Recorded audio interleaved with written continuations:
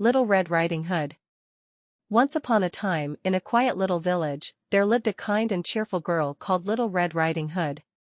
She always wore a bright red hooded cape, a gift from her grandmother. One sunny morning, her mother called her over. "Mother, Red, your grandmother is feeling a little unwell.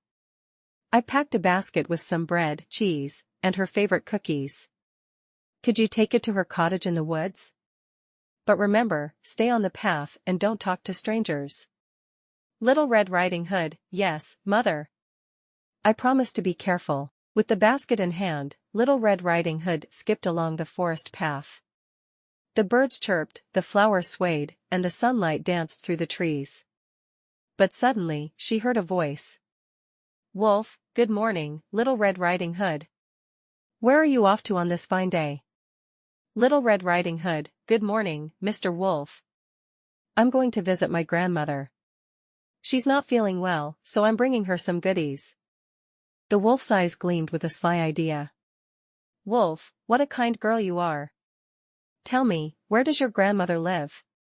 Little Red Riding Hood: "In a little cottage at the end of this path, under the big oak tree."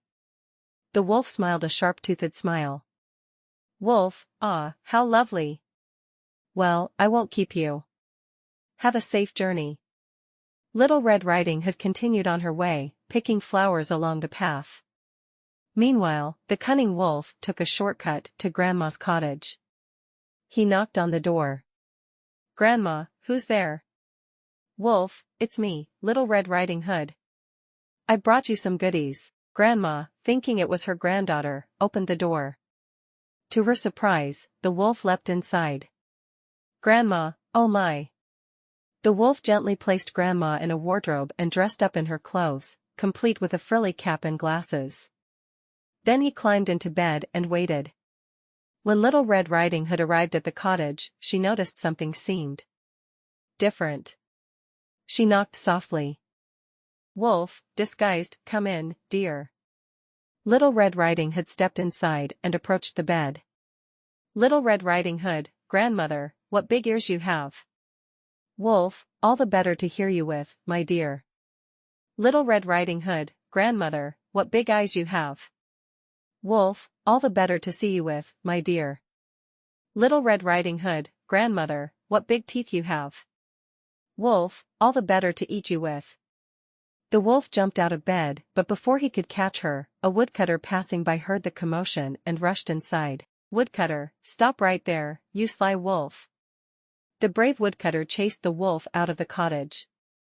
Grandma was freed from the wardrobe, and Little Red Riding Hood hugged her tightly. They all sat down together, safe and sound. "Grandma, Little Red, remember to always be cautious and stick to the path." Little Red Riding Hood: "I will, Grandma. I've learned my lesson." From that day on, Little Red Riding Hood was always careful and never spoke to strangers again.